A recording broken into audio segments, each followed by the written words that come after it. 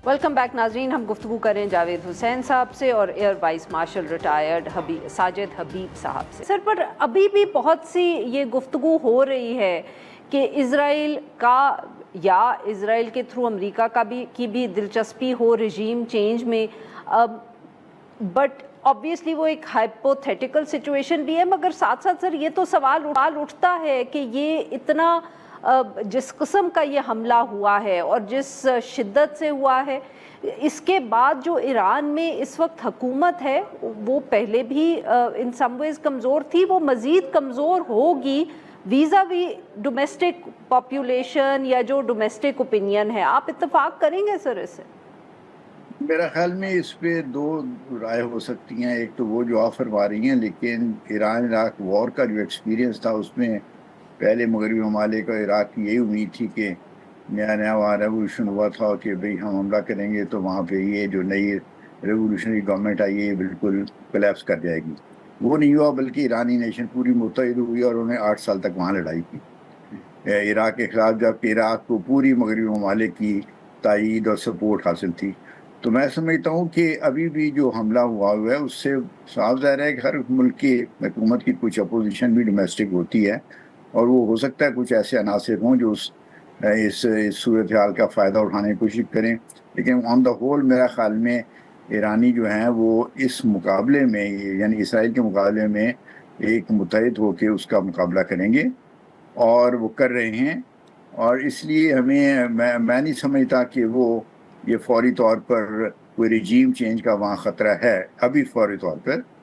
देखिए, और आपने देखा होगा कि अमेरिका ने भी एक वक्त में कहा कि हमारा मकसद रिजीम चेंज नहीं है, अगरचे आज जो प्रेसिडेंट ट्रंप साहब की खबर यानी एक ट्वीट आई है मेरे ख्याल में, या उसमें उन्होंने कहा है कि अगर अमेरिका ईरानी गवर्नमेंट अपने अवाम की बेहतरी के लिए काम नहीं कर सकती तो फिर रिजीम चेंज की जस्टिफिकेशन तो बनती है। जहाँ तक इसराइल है तो उन्होंने तो नेतन्याहू ने कई दफ़ा खुल के कहा है कि अवाम की हुकूमत जो है उसको अवाम को चाहिए, ईरानी अवाम को, कि अपनी हुकूमत को बदलें ताकि इसराइल और ईरान के दरमियान उसी तरह से दोस्ताना तल्लुकात हों जैसे इस्लामिक रेवोल्यूशन से पहले हुआ करते थे।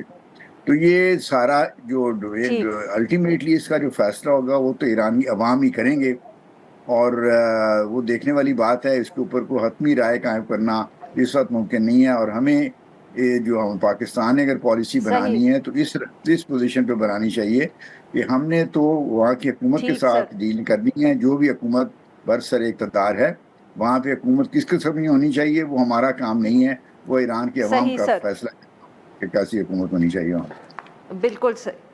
साजिद साहब, सर बहुत सी ये सारी जो जंग हुई है इसमें बहुत से इस इशू को हाईलाइट किया गया है कि ईरान की जो air force is non existent.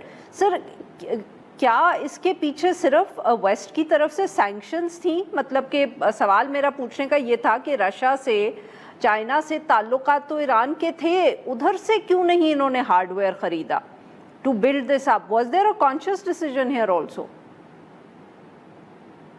आपने बिल्कुल सही पॉइंट आउट किया अल्फा। देखिए, दुनिया में अमेरिकी इक्विपमेंट के बगैर भी सुपर पावर्स हैं। China is a super power, Russia is a super power, वे नॉट बी एज गुड जितनी कि अमेरिका है, लेकिन अब चाइना को तो यू कांट प्रेडिक्ट कि उनके पास क्या है क्या नहीं है। उसका थोड़ा सा ग्लिम्स हमने पाकिस्तान इंडिया के स्टैंड ऑफ में देखा है। आपने बिल्कुल सही कहा। मेरे ख्याल दो चीज़ें जो ईरान ने जब से यहाँ पे ये क्लर्जी का रेवोल्यूशन आया है, एक तो आइसोलेट किया अपने आप को इन्होंने, दूसरा इन्होंने एयर पार की तरफ बिल्कुल तवज्जो नहीं दी, बल्कि ये 35-40 बरस तक जो इनके पास पुराने अमेरिकी जहाज़ थे उनको चलाने, F5 थे, फैंटम्स थे, टॉमकैट्स, F14 अभी तक इनके पास खड़े हुए थे। They should have gone. उनके पास रिसोर्सेज की कमी नहीं थी। वो इस चाइना, रशिया और इस ब्लॉक में जाके, नॉर्थ कोरिया की तरफ जाके ये बहुत कुछ ले सकते थे। तो एक इनकी सबसे बड़ी गलती ये थी कि एयर डिफेंस, जिसमें सबसे इंपॉर्टेंट पार्ट जो है वो एयरफोर्स है, उसको इन्होंने डेवलप नहीं किया। और दूसरा, इन्होंने जो काउंटर इंटेलिजेंस जिसको कहते हैं, दैट वो इनका मुझे हैरानी होती है कि 3000 पेजर फटे फिर भी इन्होंने एक्शन नहीं लिया।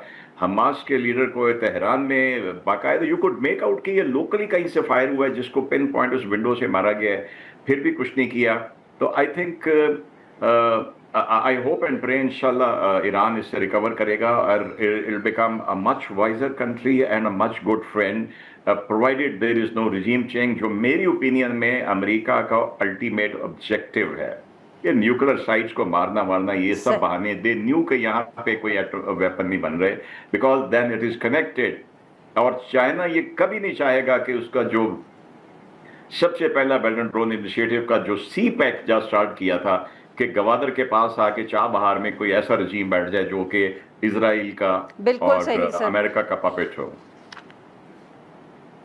बहुत बहुत शुक्रिया दो मेहमानों का, उन्होंने हमारे लिए वक्त निकाला। नाज़रीन आज के लिए बस इतना ही। Will be back tomorrow at the same time.